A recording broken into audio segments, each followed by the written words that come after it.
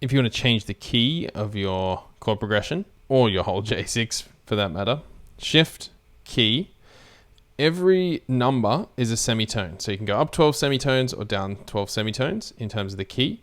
So if we go up 2, it's going to be D major, for example, C sharp major, C major. So I'm going to sit it in D, exit. So now that's going to be D, F sharp, A, essentially, if that makes sense.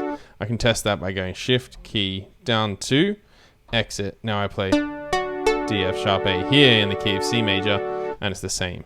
So every number is a semitone, and then you would have to think in chord progressions rather than getting too worried about the sharps and flats, which kind of works nicely. So for example, if I want to play a song in the key of D major, shift key, go up 2, exit, and now press chord.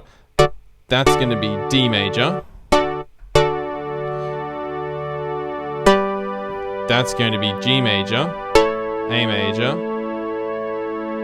B minor.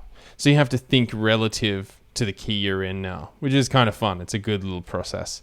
So give that a try. Shift, key, change the key to where you want, hit exit, and you're good to go.